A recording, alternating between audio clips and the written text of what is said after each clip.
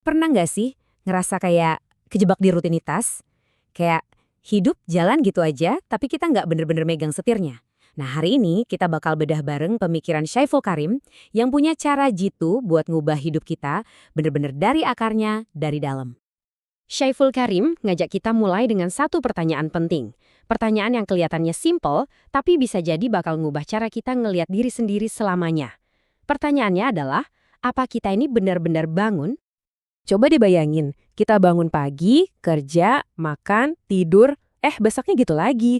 Menurut Karim, di siklus yang kayak gini, kebanyakan dari kita itu cuma jadi semacam robot biologis. Kita jalanin hari, tapi nggak benar-benar ngerasa hidup, cuma autopilot aja. Nah, kondisi autopilot ini dia nih jebakan besarnya. Kita hidup tapi nggak sadar. Dan ternyata inilah akar dari banyak banget masalah dan penderitaan kita. Oke, biar lebih kebayang ya. Pernah nggak sih marah banget cuma gara-gara disalip di jalan? Atau kesel seharian cuma karena masalah sepele pas pagi-pagi? Aneh kan? Kenapa ya hal sekecil itu bisa bikin emosi kita meledak-ledak? Karim punya analogi yang keren banget. Coba bayangin, pikiran kita itu kayak tabung gas. Kalau tabungnya kecil, sempit, isinya padat, dikasih percikan api dikit aja langsung meledak. Tapi, coba kalau wadah pikiran kita itu seluas lapangan bola. Percikan api yang sama, ya bakal padam gitu aja, nggak ada efeknya. Oke, jadi kalau hidup itu pasti ada aja percikannya, terus gimana dong caranya biar wadah pikiran kita jadi lebih luas, biar nggak gampang meledak? Nah, kuncinya ada di satu hal, mengubah cara kita memandang hidup secara total. Di sinilah Karim membalikkan semuanya. Menurut dia, hidup itu bukan sekedar kejadian acak yang menimpa kita. Bukan, hidup itu adalah sebuah sekolah. Sekolah yang sengaja dirancang buat kita tumbuh. Jadi, apapun yang terjadi, itu terjadi untuk kita, bukan kepada kita. Beda banget kan? Terus kurikulumnya apa di sekolah ini? Ya, karma kita itu sendiri. Semua paket pengalaman hidup yang kita bawa. Setiap tantangan itu ya soal ujiannya. Kalau kita coba kabur atau nggak mau ngerjain, soal yang sama bakal terus muncul. Mungkin dalam bentuk yang beda. Sampai kita akhirnya benar-benar lulus dari pelajaran itu. Jadi, gimana caranya biar kita bisa lulus dari sekolah kehidupan ini? Gimana caranya belajar dari setiap ujian yang datang? Jawabannya cuma satu kata, tapi powerful banget. Kesadaran. Ini soal mengubah pertanyaan di kepala kita. Dari yang tadinya selalu nanya kayak korban, kenapa sih ini kejadian sama gue? Jadi pertanyaan seorang murid, kira-kira kejadian ini mau ngajarin gue apa ya? Nah, pergeseran kecil dari kenapa ke apa pelajarannya ini, itu yang mengubah segalanya. Dan perubahan kesadaran ini nggak cuma berlaku buat hadapin masalah loh, tapi juga buat cara kita kerja. Ada levelnya. Pertama, ada kerja keras, pakai otot. Hasilnya ya segitu-gitu aja.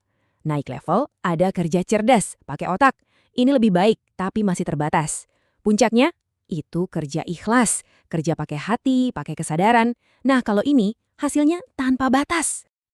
Oke, teorinya keren. Tapi gimana cara prakteknya di dunia nyata yang, ya tahu sendiri kan, kadang ribet banget. Nah, Syaiful Karim ngasih kita 3 latihan praktis. 3 hal yang benar-benar akan menguji kita, tapi sekaligus membentuk kita jadi manusia yang luar biasa. Intinya, jalan transformasinya itu dirangkum jadi 3 tindakan konkret. 3 ujian karakter.